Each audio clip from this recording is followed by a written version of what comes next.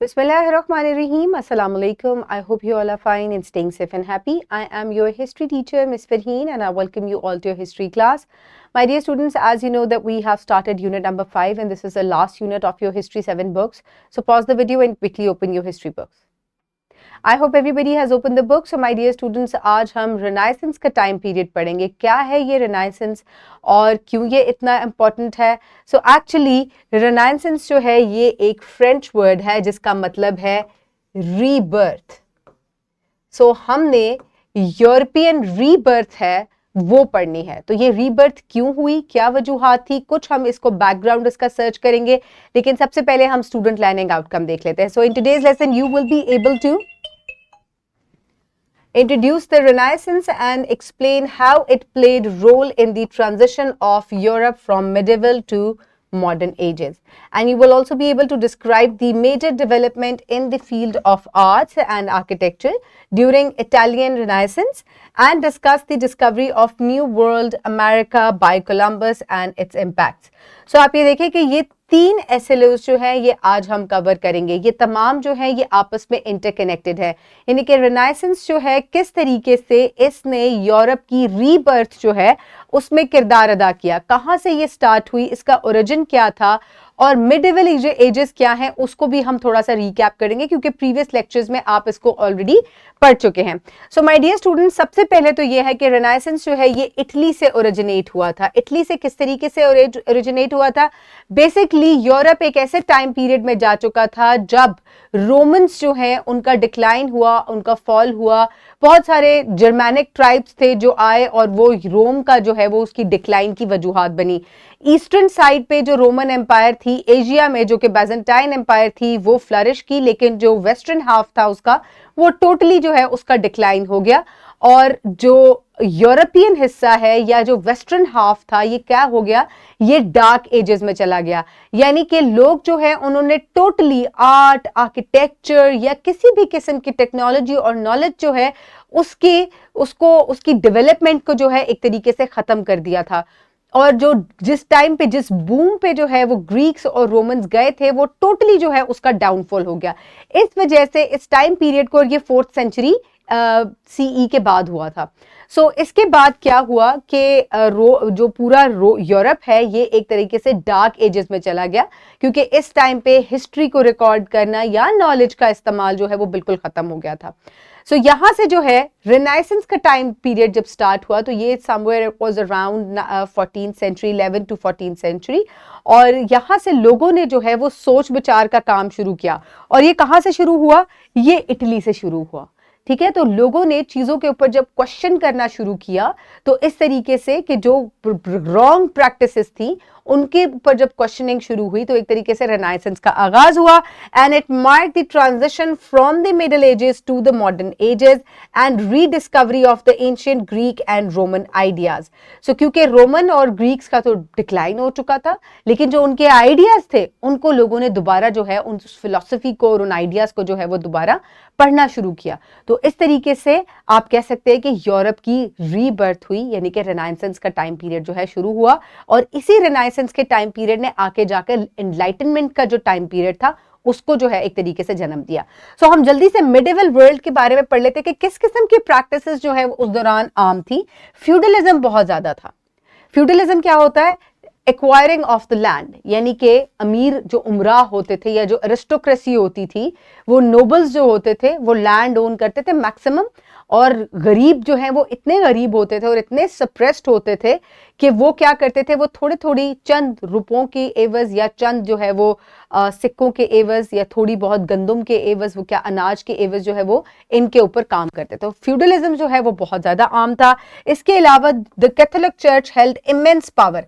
अब आपने इस बात को बहुत ध्यान में रखना है क्योंकि आगे लेक्चर्स में जाके हमने रोमन कैथोलिक्स जो चर्च है इसको हम फर्दर डिस्कस करेंगे. ठीक है, तो रोमन कैथोलिक चर्च जो है वो हर किस्म की, चाहे वो गवर्नमेंट मेकिंग है, चाहे वो इंपॉर्टेंट लॉ डिसीजंस है, हर चीज में उसका सिर्फ रिलीजियस जो है वो रिलीजन के अंदर जो है वो किरदार नहीं था, बल्कि हर इंपॉर्टेंट डिसीजन के अंदर, चाहे वो फिर गवर्नमेंट के सिस्टम्स है, चाहे वो वॉर डिसीजंस है या फिर वो लॉ मेकिंग है, उन सब के अंदर ये बहुत जो है इसका जो है वो अमल दखल था. उसके अलावा knowledge was confined to religious institutions only. So किसी भी किस्म का नॉलेज जो है वो रिलीजन से ही एसोसिएट किया जाता था। न्यू आइडियाज जो है उनको बिल्कुल कहा जाता था कि ये सोचना भी जो है वो गलत है। जैसे लेट्स सपोज इसी टाइम पीरियड में, रेनाइसेंस के टाइम पीरियड में, क्योंकि अभी टोटली जो है एनलाइटमेंट की तरफ आप नहीं गए थे, तो गैलीलियो ने जब टेलीस्कोप इजाद की तो उसको जेल में डाल दिया। या उसने जब इस चीज को कहा, उसने अपनी टेलीस्कोप से जब उसने जो है वो स्पेस को एक्सप्लोर किया, तो उसने बताया कि दरअसल जमीन जो है वो सूरज के इर्द गिर्द चक्कर लगा रही है, सूरज जमीन के इर्द गिर्द चक्कर नहीं लगा रहा। तो उसको उन्होंने जेल में डाल दिया। उन्होंने कहा बाइबल ये कहती है या हमारा रिलीजन ये चीज कहता है। तो हर आइडिया को वो रिलीजन से एसोसिएट करते थे। न्यू आइडियाज जो हैं उनके ऊपर लोग नहीं सोच सकते थे या उनकी बात नहीं कह सकते थे। It was kind of a crime at that time. So इस हद तक की स्ट्रिक्टनेस थी। And focus was on the afterlife and religious themes only. So there weren't any new ideas. People were only associated to religion. और उसके बाद जिंदगी में यानी कि जब आप मर जाएंगे तो क्या होगा। So this was the actual society in medieval ages. So आप एक तरीके से इसको विजुअलाइज कर सकते हैं कि लोग कितना जो है वो बैकवर्ड हो चुके थे। और लाइफ जो है it was kind of stagnant, बिल्कुल रुक चुकी थी। There was nothing new developing in that time period.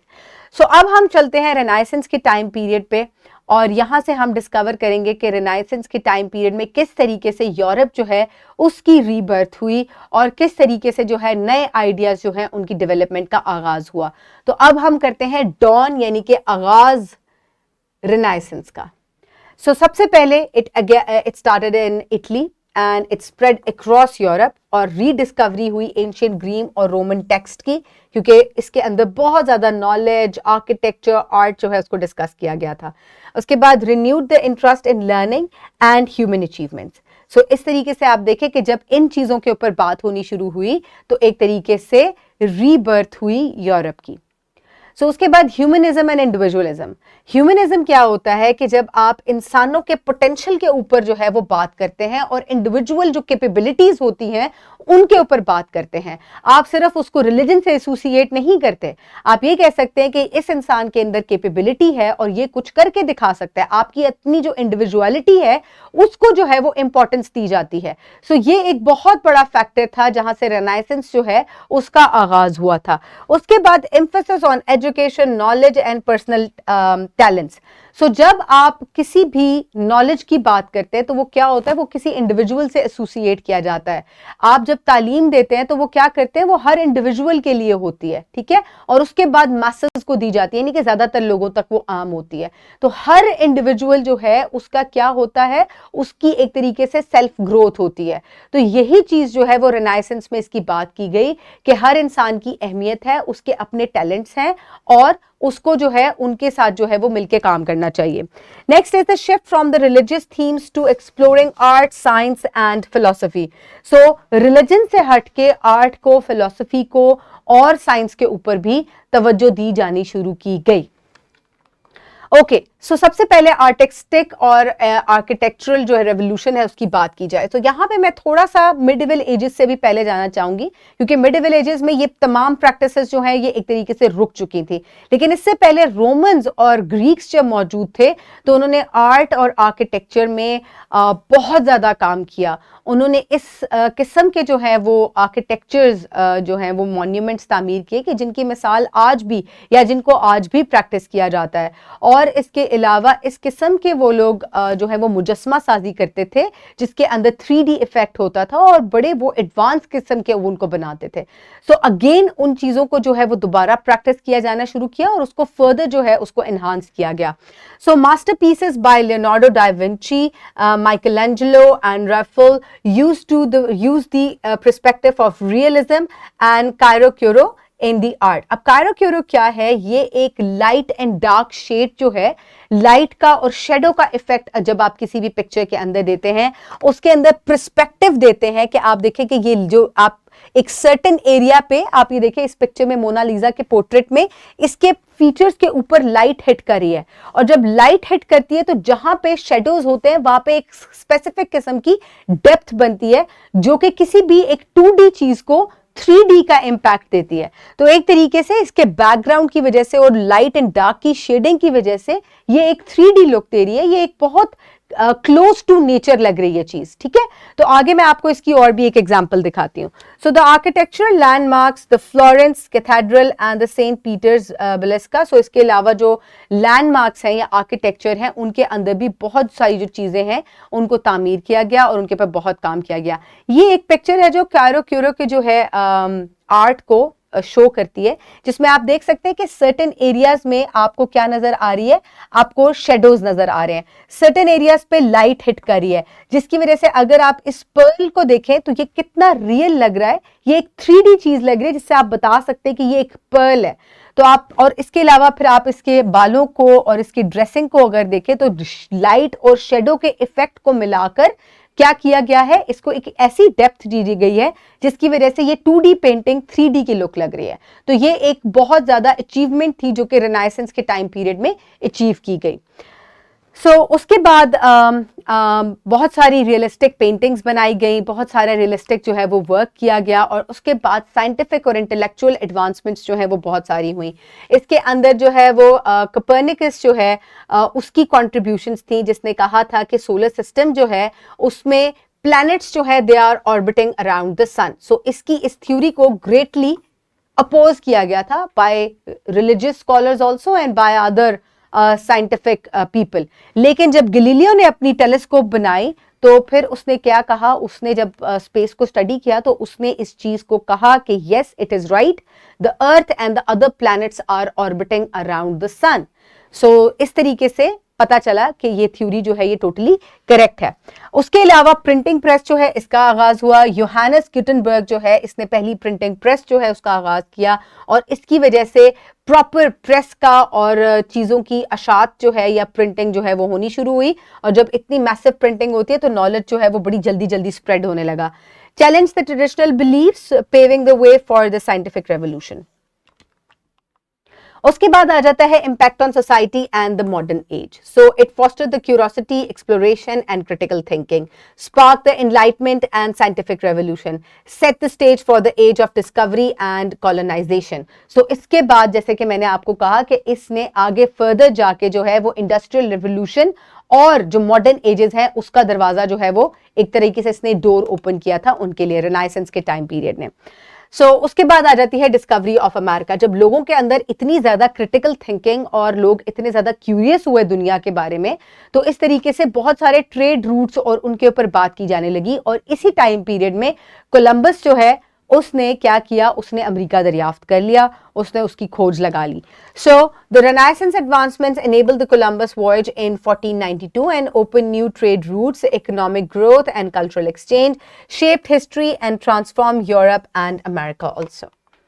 So my dear students, renaissance जो है ये एक ऐसी कल्चरल रीबर्थ थी, ये एक ऐसा टाइम पीरियड, क्योंकि रेनेसांस का मतलब ही रीबर्थ है, जिसने यूरोप को टोटली जो है वो रीशेप किया एक तरीके से। उसके अंदर मजीद एडवांसमेंट्स हुई और इन एडवांसमेंट्स ने आगे चल के इंडस्ट्रियल रेवोल्यूशन जो है उसको जो है वो आम कर दिया। इस तरीके से जो यूरोप है वो मिडेवल एजेस जो है या डार्क एजेस जो है वो उनसे निकल के और एक तरक्की याफ्ता जो है वो कॉन्टिनेंट बना। For practice you can download और practice the skill sheet by scanning the QR code. This is skill 5.1. And you can have access to the skill sheet. Further, this is another skill which is 5.2. You can also scan the QR code and can have access to it. You can also download the worksheet that is given in the description box and you can practice it. Further, in your homework, you will write a paragraph on how the Renaissance influenced the modern science or the art. So, इसके ऊपर मैंने बहुत detail से बात की है। आप इसको रीवॉच भी कर सकते हैं, बुक से हेल्प ले सकते हैं, and then complete your question. I hope you have enjoyed today's lesson. Stay safe. Thank you so much and Allah Hafiz.